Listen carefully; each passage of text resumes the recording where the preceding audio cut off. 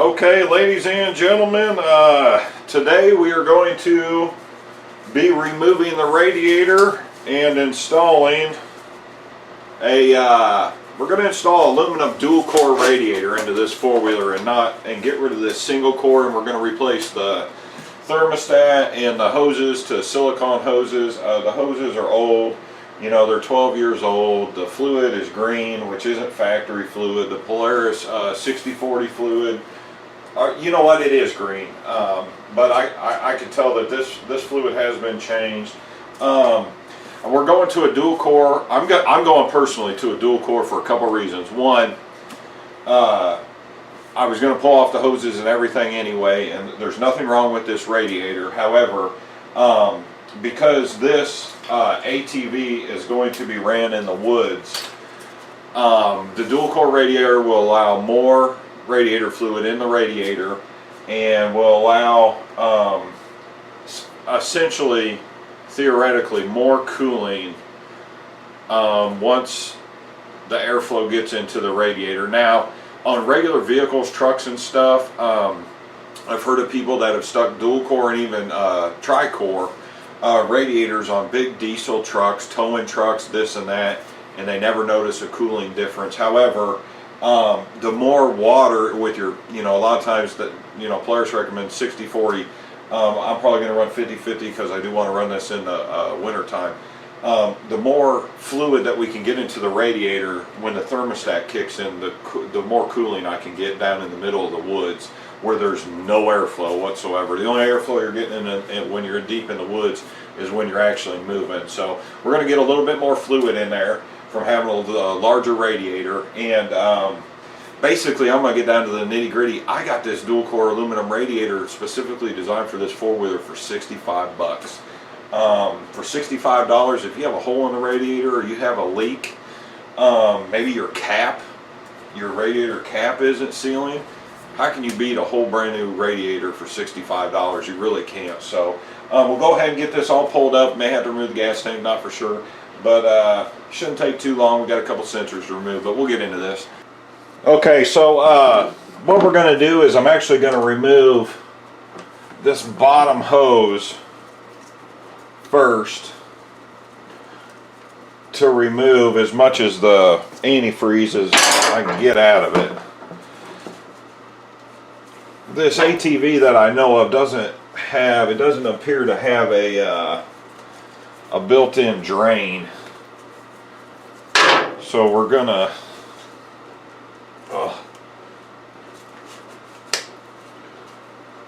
look how dirty this is. They didn't even clean this four-wheeler when they sent it to me.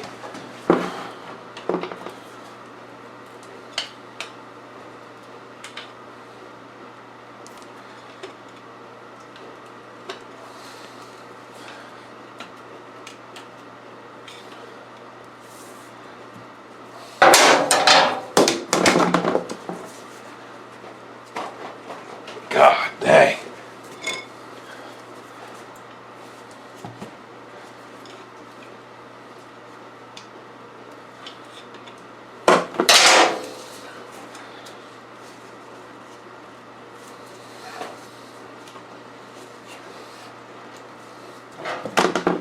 Boy, that sucker's on there tight for sure.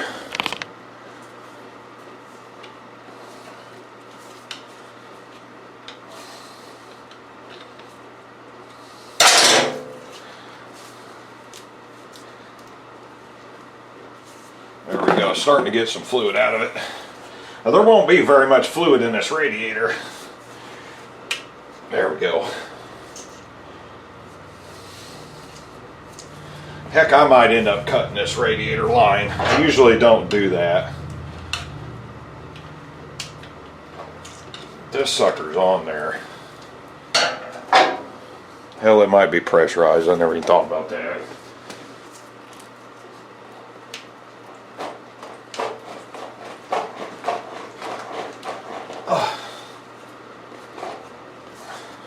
There it goes. Okay.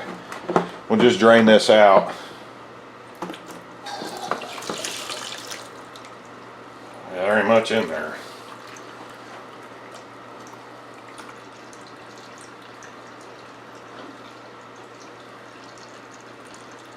That's different. I never seen that.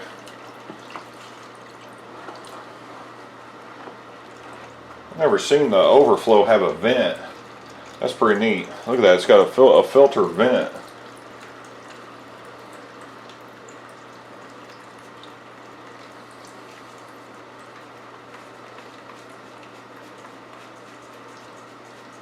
I'm probably going to end up taking these nets off the Nerf bars.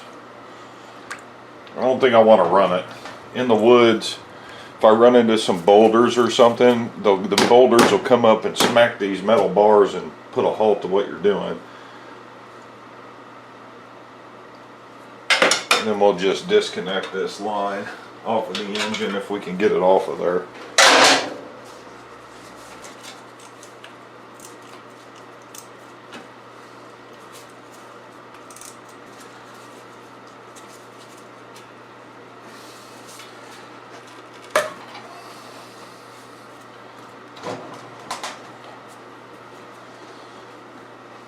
Would never thought that hose would be that difficult. My God.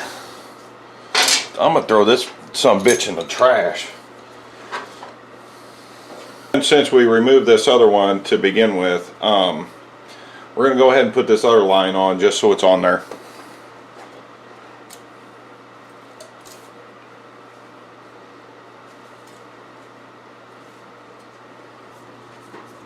We're just gonna get these just kind of finger tight, and then when we go back and tighten them up, we want them kind of flexible for when we put this other radiator in, but just enough to snug it up. I'm going to end up pulling this gas tank off to do this, but what we'll do to make this a little bit easier is we'll go ahead and remove, well, we're going to try to remove this from the thermostat housing.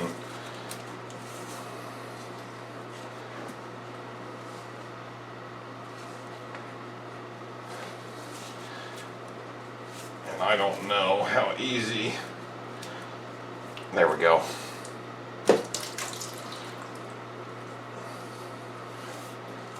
And then we'll go back and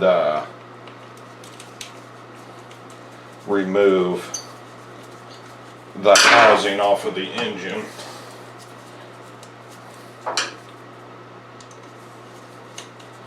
I'm going to go ahead and leave the sensor plugged in until I'm ready to remove it. Well, maybe not. We'll just go ahead and pull it off now. Plug it back in.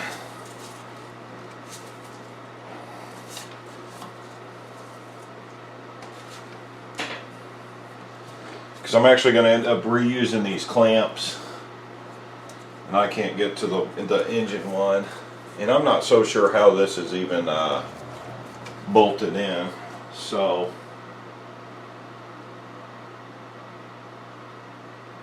I'm going to end up removing the tank.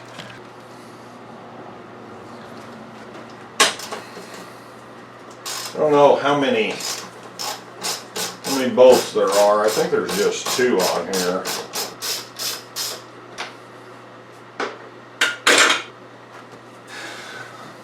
I was hoping I was just going to be able to move the gas tank over on top of the air box, but I don't think the gas line is going to allow me to do that.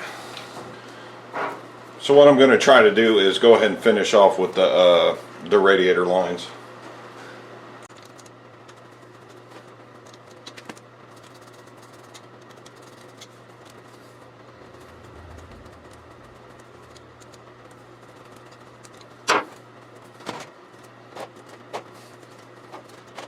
These lines have been on here, been hot and cold, and they just do not want to come off.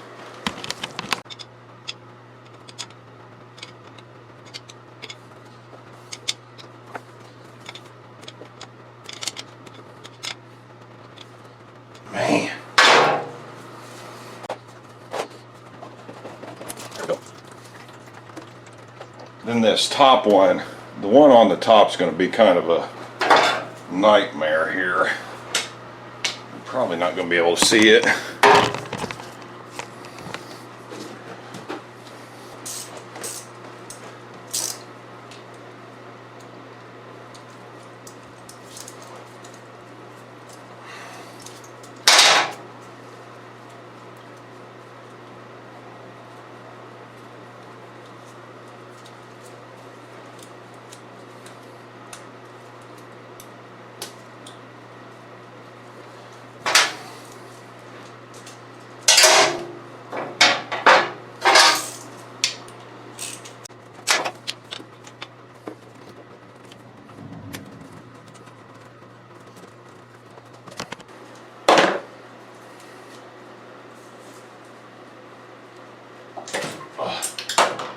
I'm surprised. I'm surprised I come off like that. Okay, and I'll show you why I want to get all these hoses off together. The silicone hose that I bought is one piece.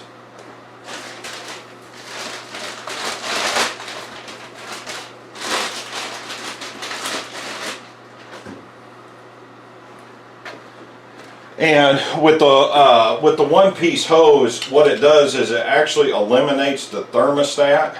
And I do not want to eliminate the thermostat. What I need the thermostat for is when you're riding woods.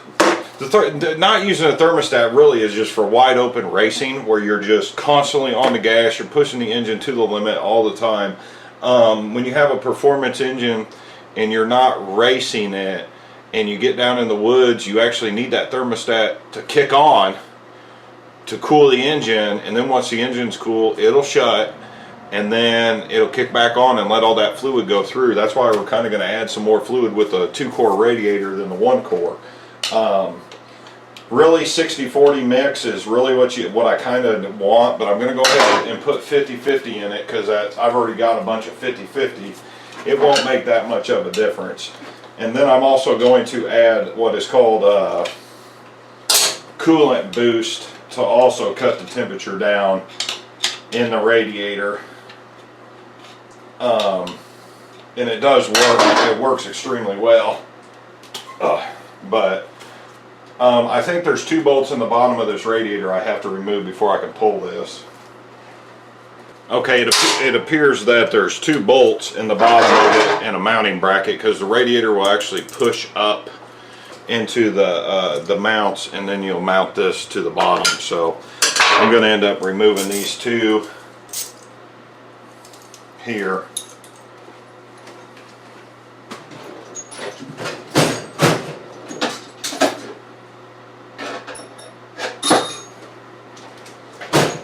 And we'll get these 2 bolts hopefully out of here without stripping them. And I will tell you this, been getting a lot of hate comments lately on my pages. It's hilarious because when I get these hate comments, I always, before I reply to any of them, I always look at the YouTuber's page themselves, and it's always people with like 20 subscribers, and their videos only get like 10 views, which I find it just hilarious that these are, I swear to God, it's always those people. And they always put like smart ass comments. There was a guy the other day that said in one of my videos, I called the grease zerks and not zerts. He said that patent was given to so-and-so Zert in 1929. I wouldn't take any advice from this guy ever. And then I look at his videos, and he's got some of the worst videos I've ever seen for Polarises. And I just commented to the guy, hey, that's great. When you decide to make an oil change video, send me a link so I can watch it. You know what I mean? But it's always, you know, people are going to hate on you when you start doing stuff. And if they're your friends and your family, I hate to say this, but get them the hell away from you, because they're hating on you moving forward and being successful. So once you remove these 2 bottom bolts, this radiator is going to come right out. We'll go ahead and we'll want to unplug a few things here. We got to unplug this fan then we'll have to unplug the thermal switch. There we go. Here.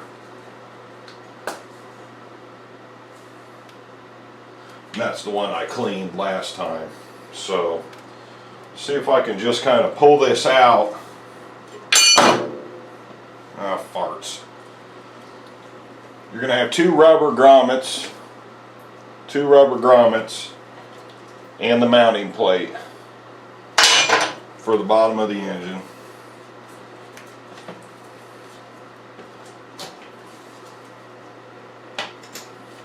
The plastic guard on front, you might want to loosen that before.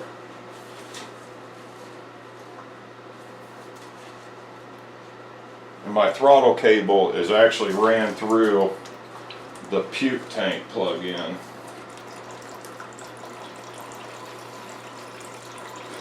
Well, I'm getting fluid draining out of here. We'll just let that kind of drain out. Now we're going to pull this out, hopefully. Sorry guys, it's about 11 o'clock at night on a Saturday. And I'm pretty tired today. When you finish draining all this antifreeze, you want to dispose of this stuff correctly. You don't want to just dump it in the grass.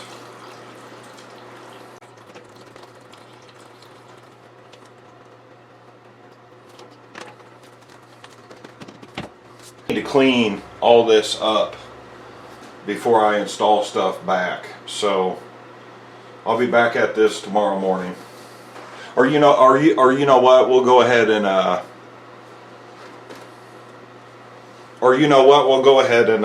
transfer the fan and the sensor over, and the puke tank. Go ahead and transfer that over to the new radiator, and I'll come back in the morning. Okay, so we've got the old radiator all set up here on the work desk, and of course I'm out of room.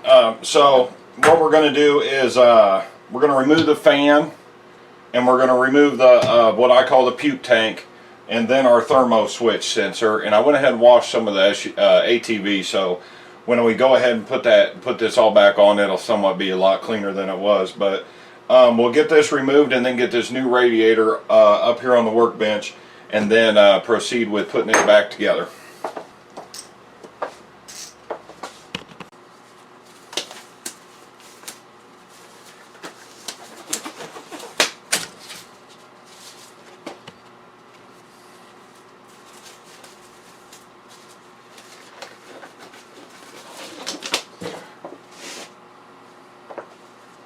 Okay, and as stated in the little prelude here, we've got three 10mm nuts. I'll tell you what, after I wash this ATV, what's hilarious is this ATV come all the way from Oregon, and I can smell the stinking mud. For people that don't know, that don't go out into the woods, you might ride desert and you're not familiar with the areas and with woods. Man, mud stinks, man. It just, you know, you can be in an area where everything's been muddy and everything for months on end, and I'll tell you, nature just takes its toll, and it just stinks. There's not a way to describe it. You just got to know what it smells like.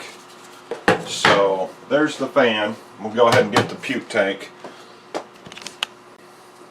Appears the puke tank has two T25s on it,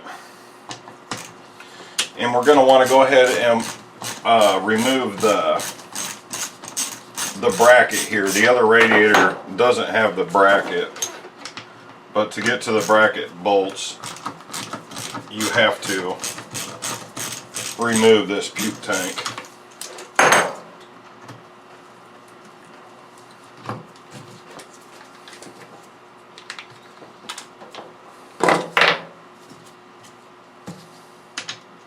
Of course, one size larger.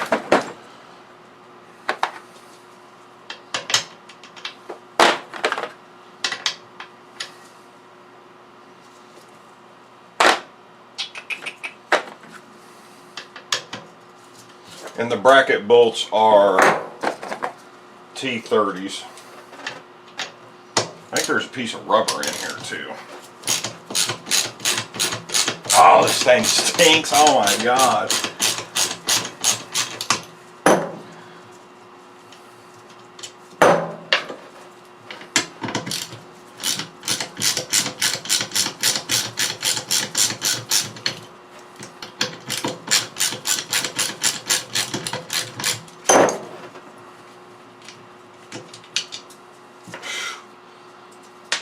I have never been to Oregon, but jeez, I don't think I want to go. Mud smells like this. Okay, so lastly we have our sensor here, and sometimes these can be extremely difficult. There may even be a crush washer, I'm not sure on that, on the inside that you crush when you put it on. Now there may be some people watching here, and a lot of people aren't going to agree with what I'm going to do. A 1 1/8 socket deep well will actually fit this sensor here, and if you try to turn this sensor by hand, you're going to have a hell of a time to do it. And I've actually got a impact, battery operated impact, so I'm just going to try to loosen it up here. You are working with aluminum, so there we go. And just enough to loosen it, because a lot of times they'll put a sealing type putty in there, and this one does not have it. A lot of the motorcycles that I've taken apart, Crouch Rockets, they usually put like a plumber's type putty on that, and there's just an O-ring in there. So if you want to remove it with a socket, 1 1/8 is what fits it. So we'll go ahead and get rid of this radiator and get the new one in here. Okay, so what we have here is an aluminum dual core radiator, which has double the core thickness, which will provide a little bit more water.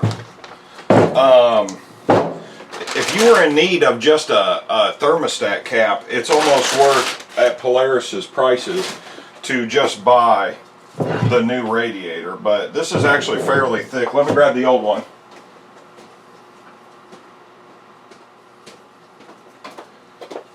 And what you can see here is the thickness difference, that you basically have two cores within the radiator.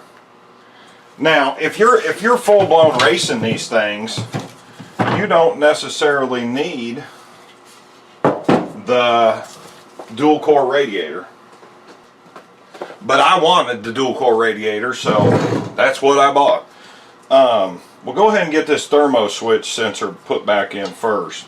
Now basically you have a extra bung here, and a lot of times you'll want to replace the, you have a real small O-ring in there to seal that. And they're usually reusable, but we'll go ahead and thread that in there.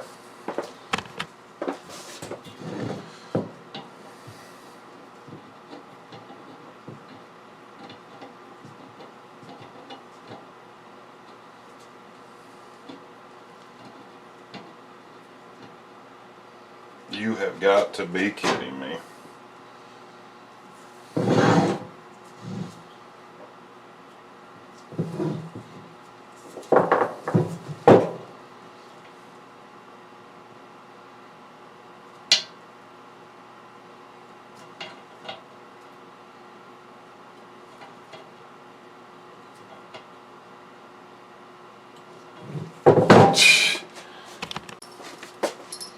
Well, got a big problem with this. The thermo switch doesn't fit the hole that was tapped into this. So what I'm going to have to do is, I've got a buddy that runs a radiator shop, and I'll have to take this radiator up there and have them tap that hole, because they did not tap that hole properly. So Another thing for the puke tank to return, it came with two small nipple pieces here. I need to actually install the smaller one than the larger one that was on here. Well, we'll just kind of keep moving forward here. Go ahead and put that puke tank back on. Now we're going to actually reinstall our bracket for the puke tank.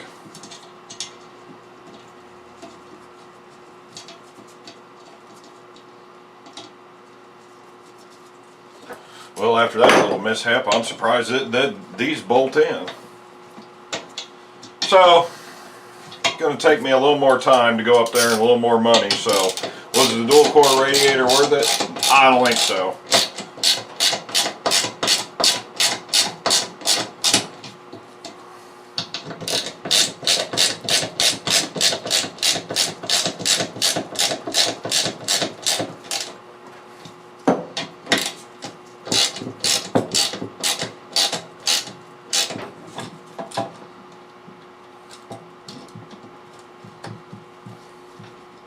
Tighten these two bolts up.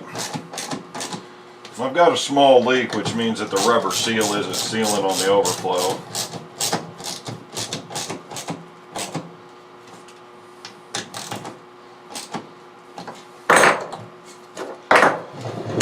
Okay, and then we'll reinstall the fan here. You just have your three 10mm bolts. And that pretty much sucks that that hole ain't tapped right. I really don't want to run a bunch of metal in there. And we'll just tighten these three bolts down. And just get them snug, and then once you get them snug,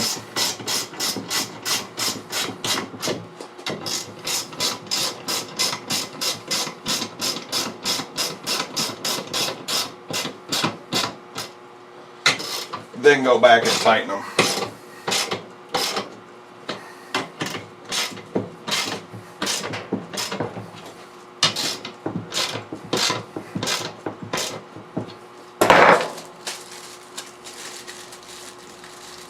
We will go ahead and put our thermo switch in this little bag to go back with us up there to the radiator shop.